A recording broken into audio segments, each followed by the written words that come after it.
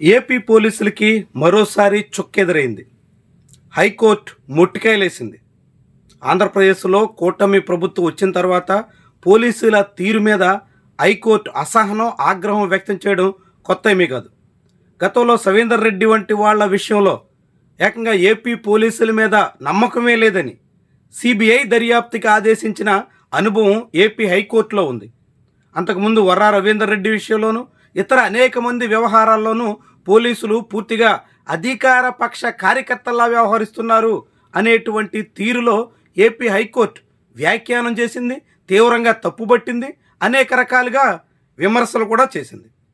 అన్నిటికీ మించి ఇటీవల ప్రతికొండలో పోలీసులు చేసిన ఓవర్ యాక్షన్ మీద ఏపీ హైకోర్టు వార్నింగ్ ఇవ్వడంతో హుటాహుటీన పోలీసులను కూడా బదిలీ చేయక తప్పని పరిస్థితి వచ్చింది.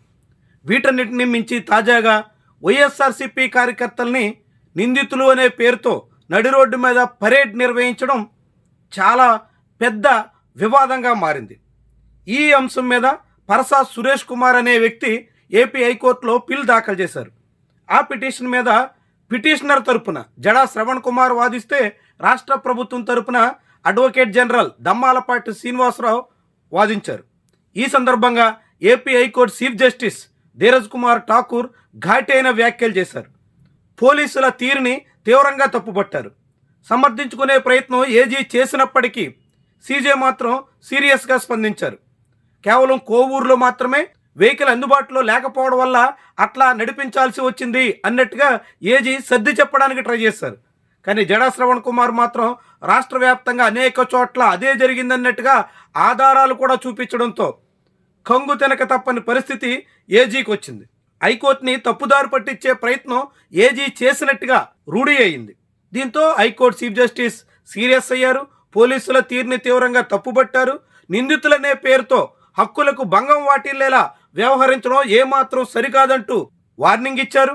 ప్రభుత్వం తీరు మార్చుకోవాలి, పోలీసుల వ్యవహార శైలి సరిచేసుకోవాలి అన్నట్టుగా చెప్పుకొచ్చారు. గతంలో ఇలా పోలీసులు నిందితుల్ని నడి రోడ్డు మీద ఊరేగిస్తున్నటువంటి ఘటనలపై డీజీ చాలా నిర్లక్ష్యంగా స్పందించారు. డీజీపీ హరీష్ కుమార్ గుప్తాను మీడియా ప్రశ్నించినప్పుడు అక్కడ పెట్రోలింగ్ వెహికల్స్ అందుబాటులో లేక చేసుంటారులే అన్నట్టుగా లైట్ తీసుకునేటట్టు ఆయన మాట్లాడారు. ఆ మాటల్ని కోర్టు చాలా సీరియస్గా తీసుకున్నట్టు కనిపించింది.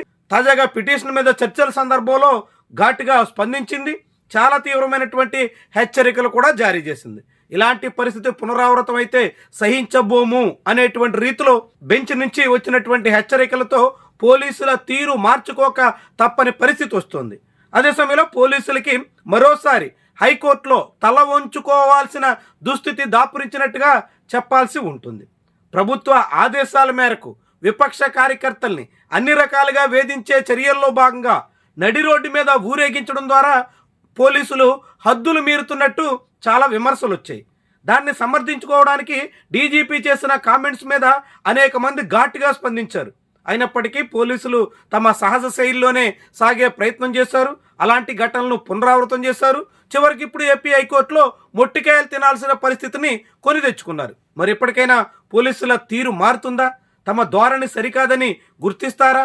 చట్టం ప్రకారంగా నిందితులకు కూడా హక్కులుంటాయని, వాళ్ళ ప్రాథమిక హక్కులకి భంగం కలగకుండా చూడాల్సిన బాధ్యత ఉంటుందని గుర్తిస్తారా? ఇకపై ఏదో రప్పా ఫ్లెక్సీ పెట్టారని, రోడ్డు మీద పుట్టేలు నరికారని, బర్త్డే సందర్భంగా కేక్ కట్ చేశారని, ఇలా చాలా చిన్న చిన్న నేరాలకి రోడ్ల మీద నడిపిస్తూ అందరినీ అవమానించాలనేటువంటి రీతిలో వ్యవహరించే పద్ధతికి ఫుల్ స్టాప్ పెడతారా? చూడాల్సి ఉంది.